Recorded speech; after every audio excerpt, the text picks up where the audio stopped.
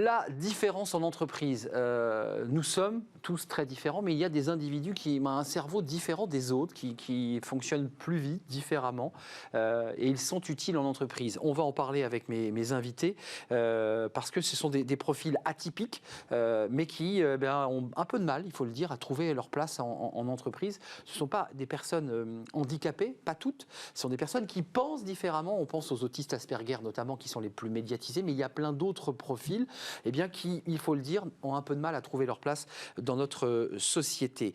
Flora Thiébaut, merci d'être avec nous.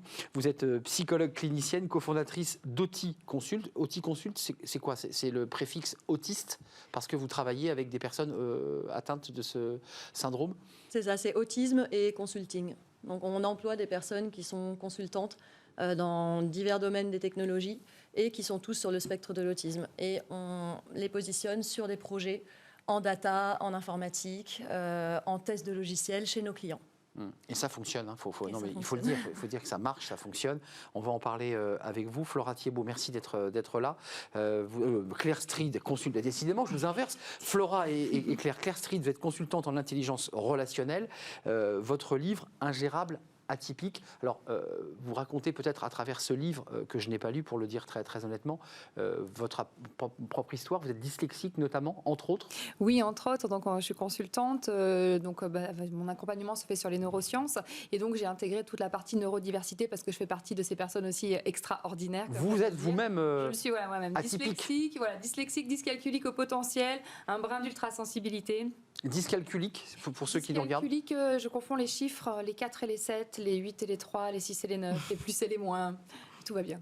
Juste d'un mot, et on va en parler avec une ancienne enseignante, chercheuse, mais qui a été enseignante. C'est difficile, l'apprentissage, quand on est dans une structure scolaire classique? Oui, extrêmement difficile. Moi, j'ai été diagnostiquée à 6 ans. J'ai eu beaucoup de chance, ce qui fait que j'ai été de suite, on va dire, prise en main par une orthophoniste pour apprendre ce qu'on appelle les stratégies de contournement, pour réussir, j'allais dire, à traduire en fait en permanence ce que mon cerveau comprenait et ce que l'école attendait. Et vous avez réussi à réconcilier les deux? Avec l'école ou avec mon cerveau? Avec le cerveau et l'école? Le vôtre et l'école? Non, pas vraiment. Je suis partie plutôt sur des approches, on va dire, plutôt alternatives dans tout ce qui est termes d'éducation. Donc ça veut dire, et on va en parler dans un instant avec Juliette, vous n'avez pas réussi dans la structure scolaire à trouver déjà votre place? Non, pas à l'époque. Pas à l'époque. Merci pour ce témoignage. Juliette Speranza, vous êtes enseignante et auteure. L'échec scolaire n'existe pas, c'est votre livre. Alors vous avez été enseignante, mais vous ne l'êtes plus parce que vous avez un regard très critique sur le modèle éducatif. Qu'est-ce qui ne fonctionne pas dans ce modèle éducatif ? Commençons par le début, puisqu'on va parler de l'entreprise, mais parlons d'abord du modèle éducatif, puisque tout part de là. On fabrique un modèle éducatif qui va ensuite emmener des jeunes dans l'entreprise. Oui, on fabrique des salariés, on fabrique des employés, on fabrique des managers aussi qui effectivement n'ont pas conscience de la nécessité de prendre en compte la neurodiversité. Mais effectivement, ça commence à l'école, ça commence... donc j'ai aussi une implication associative qui me permet aussi, en plus de mes recherches, d'observer tout cela. Et on observe vraiment une forme de classification, même de ségrégation des enfants anormaux dès le plus jeune âge, dès la maternelle. On demande vraiment, pour dire ça dans les grandes lignes, on demande vraiment aux enfants de rentrer dans les cases, dans les compétences et de se plier aux méthodes et aux stratégies qui ont été choisies pour la majorité. Donc vous dites quoi? Il n'y a qu'une tête qui dépasse, c'est une sorte de modèle comme ça un peu moyen, mais ceux qui sont différents, dans même des attitudes, parce qu'on voit parfois des attitudes, des manières d'apprendre plus lentes, qui paraissent plus lentes, ceux-là on les met de côté. Et donc, ils n'arrivent pas à grandir, finalement. Exactement. Attitude, rythme, manière d'apprendre, manière de fonctionner. Relationnel aussi. Ils peuvent aussi être discriminés pour leurs compétences relationnelles. Et effectivement, c'est des enfants qui perdent confiance en eux. Et moi, je pense que les invités ici seront d'accord avec moi, plus ces enfants... en fait, ce qui importe vraiment, c'est qu'ils aient confiance en eux et qu'ils aient le goût d'apprendre. Après, une fois qu'on est sorti de l'école, les jeunes adultes peuvent faire des choses extraordinaires s'ils ont gardé la confiance en eux. Ça vient des enseignants, ça vient des parents. Ça vient de tout le cadre. De l'environnement.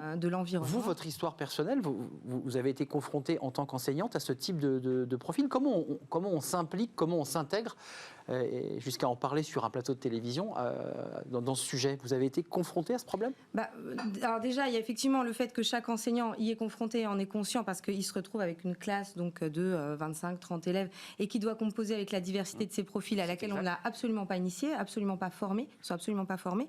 Et moi, ce qui m'a vraiment fait sortir de là, c'était plus, sortir de l'éducation nationale, c'était plus un problème de culture parce que non seulement on n'a pas les moyens, les outils pour prendre en compte cette diversité, mais pour l'instant, la culture scolaire est encore très peu ouverte à cette neurodiversité. Et je crois que, enfin, à la diversité tout court, mais vraiment à la diversité cognitive. Et je crois qu'il faut vraiment travailler là-dessus à l'école. Je vais donner la parole à Flora, parce que cette question de l'autisme, elle est posée au sein de l'école. Il y a eu un travail de fait, des choses ont été faites avec des encadrants qui viennent évidemment accompagner un enfant autiste. C'est assez compliqué pour les familles, mais ça existe. Mais ce système exclut.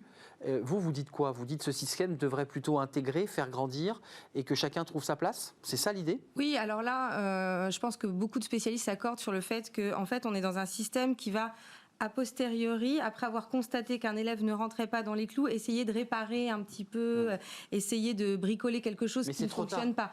C'est trop tard, et puis c'est vraiment ces quelques heures d'AESH par-ci par-là, AESH qui ne sont pas forcément valorisés dans leur travail, qui ne sont pas forcément bien formés, et alors qu'en fait, il faudrait construire une école qui soit capable, a priori, d'accueillir cette diversité. Mais OTI Consult, c'est intéressant parce que ce sujet-là, on n'en est pas déconnecté, vous êtes totalement impliqué pour des raisons personnelles. Qu'est-ce qui vous amène, vous, à créer OTI Consult? Quel parcours vous faites vous-même, être confronté à titre personnel à cette question de l'autisme? Dans mon parcours d'études de psychologie clinique, je me suis toujours intéressée à ce qu'il y avait justement d'incroyable à explorer, à découvrir chez les personnes qui ont un diagnostic. D'abord en psychiatrie de l'adulte, puis en réanimation neurochirurgicale avec les personnes cérébro-lésées. Puis j'ai fait un master en neurosciences cognitives et là, j'ai voulu explorer l'aspect positif des compétences cognitives des personnes qui ont un diagnostic d'autisme plutôt que l'aspect déficitaire. Enfin, j'allais dire social et économique, c'est-à-dire vous dites, en ouvrant cette porte, en ouvrant la porte de ces personnes, souvent on la laisse fermée, on l'ouvre, on va voir, et on chemine avec eux, et on peut fabriquer des choses, on peut faire une entreprise. C'est ça, mais surtout, déjà, un peu creuser là-dessus. Hein. On commence à peine, je sais que vous avez toutes les deux aussi exploré ça, à de plus en plus aller chercher les forces. Qu'est-ce qui réunit toutes les personnes qui ont un diagnostic, enfin finalement un label que normalement on leur a posé pour les aider à... on les appelle comment? C'est quoi la marque? Parce qu'il y a une personne en souffrance et c'est pour l'aider d'une manière plus adaptée. Mais ces labels-là, au niveau cognitif, sont aussi accompagnés de forces qui sont typiquement dyslexiques, typiquement autistiques. Et ces forces-là, on les a assez peu explorées, on les a très peu mises en valeur. Et dans l'éducation supérieure, le label, c'est ou neuroatypique. dans l'entreprise. On les appelle les neuroatypiques. Est-ce que c'est le mot générique? C'est le chapeau. Oui, c'est le chapeau. C'est le chapeau de multitude de diagnostics et d'évaluations cognitives. On vient de faire un diagnostic avec des femmes très impliquées sur ce sujet, dans l'associatif, dans le conseil que vous apportez, dans votre entreprise. Vous en avez pris conscience. Comment on fait, Claire, pour faire passer le pas? On l'a entendu, les enseignants ne sont pas formés, on ne sait pas trop quoi faire de ces gosses, on ne sait pas trop comment les gérer, comment leur parler.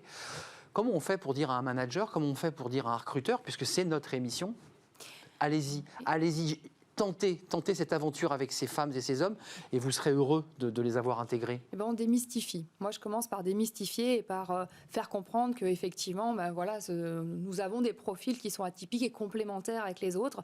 Alors ça c'est ma méthode, je vais à fond dans tout ce qui va être, j'allais dire, cliché. Voilà, on va pas se mettre à baver dans un coin, on va pas avoir telle autre difficulté. Par contre, il y a une réalité sur la lumière, sur les bruits, sur...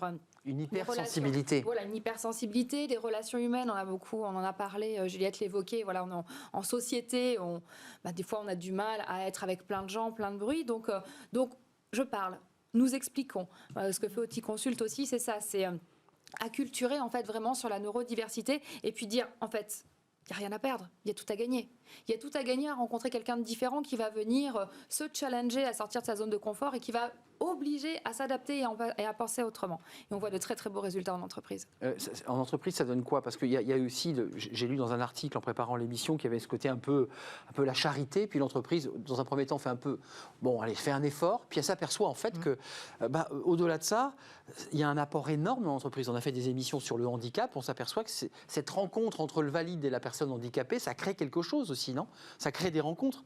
Oui, vous êtes d'accord avec ça? Oui, c'est ce que Claire disait tout à l'heure, c'est effectivement c'est la complémentarité des profils et puis à partir du moment, mais là c'est des réflexions sur le management qui sont globales, à partir du moment où les gens sont bien, effectivement, et où les gens se respectent entre eux, se comprennent, effectivement on a des résultats incroyables, c'est évident. Vos clients, ils disent quoi? Enfin, je veux dire, d'abord, il y a de la pédagogie de la chef d'entreprise que vous êtes, parce que vous êtes un médecin, une clinicienne, mais vous portez aussi une entreprise. Vous disent quoi, les clients? Vous les prévenez, vous les prenez un peu par la main pour leur dire, attention, les personnes qui vont venir travailler sur la data sont un petit peu différentes. Comment ça se passe? Évidemment, déjà, on s'appelle OT Consult, donc voilà. En effet, c'est assez transparent. Nous, ce qu'on valorise, c'est le vecteur d'innovation. Au même titre que toute diversité, d'ailleurs, il y a eu énormément de recherches sociales qui ont prouvé la valeur de la diversité au sein d'une équipe. La neurodiversité, ça commence aussi, il y a de plus en plus d'études qui montrent cette valeur-là. Pour moi, la valeur ajoutée de la neurodiversité, c'est l'extrême exemple de la valeur ajoutée de la diversité, parce que ce sont des personnes qui sont complètement incapables, a priori, chacun à leur façon, de rentrer dans un moule. A priori. Donc, or, on cherche toujours des idées out of the box. Donc, pourquoi toujours employer et finalement recruter des clones, entre guillemets, qui sont les biais cognitifs qu'on a tendance à faire dans le recrutement. Donc, on valorise ce vecteur d'innovation-là. C'est les retours qu'on a de nos clients. On a aussi des retours, en effet, sur le sentiment d'appartenance, la valorisation auprès des collègues, parce qu'on fait appel en effet à leur bienveillance, ça fait du bien en entreprise déjà, mais en plus, faut savoir qu'il y a une personne sur 100 dans le monde est autiste. On n'est pas trop sûr, mais si on inclut toute la neurodiversité, on est sur une quinzaine de pourcents dans le monde. Donc, en général, lorsqu'on parle franchement de la valeur ajoutée de ces profils-là, au sein d'une équipe de 10 personnes, il y en a au moins la moitié qui est concernée de près ou de loin. Oui, parce et qui qu'ils va ont eu dire un proche, merci, c'est vrai. Je suis fière de mon entreprise, voilà, mon neveu, mon conjoint. Voilà. Oui, il y a une manière de fierté aussi de pouvoir accompagner. Sur le fond et sur le plan technique, parce qu'une fois qu'on a fait le diagnostic, quand on regarde les chiffres, aux États-Unis, par exemple, il y a 84% de ces profils neuroatypiques qui ne trouvent pas leur place dans la société. C'est-à-dire qu'une fois qu'on a dit que c'était utile pour j'allais dire les normaux, mais c'est un mot impropre, mais utile pour la personne qui va s'intégrer dans l'entreprise, on s'aperçoit qu'il y a 84% de ces neuroatypiques qui ne trouvent pas leur place. Donc le système élimine dès l'école et n'arrive pas à intégrer. Ça ne marche pas très bien aujourd'hui, au-delà du travail que vous menez, qui est un travail assez incroyable. D'ailleurs, j'ai lu que vous veniez toutes de Toulouse, toutes les trois. Non, pas moi. Non, pas du tout. Non, il n'y a que moi. Il n'y a que vous, d'accord, c'est une bêtise. Je pensais qu'il y avait un bassin autour de Toulouse. En revanche, c'est en effet la ville qu'on a choisie pour ouvrir notre deuxième bureau chez OT Consult. C'est ça. J'y suis souvent, voilà. mais je viens pas là. Concrètement, comment on fait pour avancer? Est-ce qu'il faut une politique de quotas pour rentrer dans des choses un peu politiques? Parce que j'imagine que vous allez solliciter des hommes politiques, des élus, des députés, à qui vous expliquez ce que vous êtes en train de faire ici sur ce plateau. Ils vous disent quoi?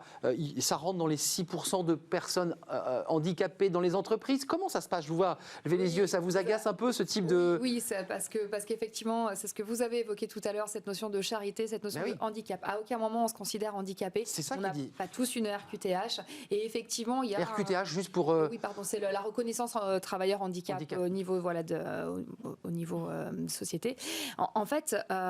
l'étiquette même de personnes handicapées rebute à vouloir avancer. Donc dès l'école, quand on nous explique qu'on n'est pas normaux, qu'on n'ira nulle part, qu'on est ingérable, qu'on n'arrivera pas à se conformer, à rentrer dans une boîte, forcément ça n'aide pas. Et les familles ont peur, les familles sont en souffrance, elles ont une souffrance de communication avec l'école. Quand il faut trouver un stage, c'est encore plus compliqué.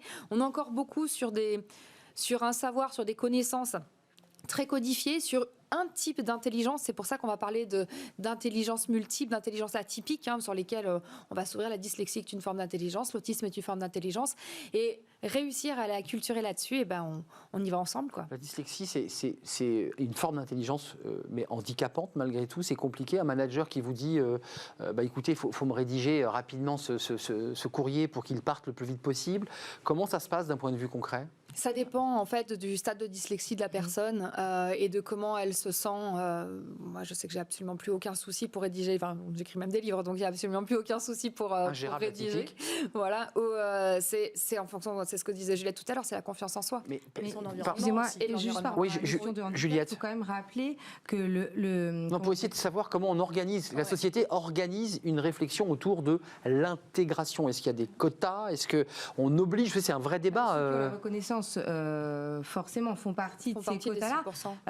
Après, la notion de handicap, en général, pour la population globale, ne doit pas être quelque chose de discriminant de toute façon.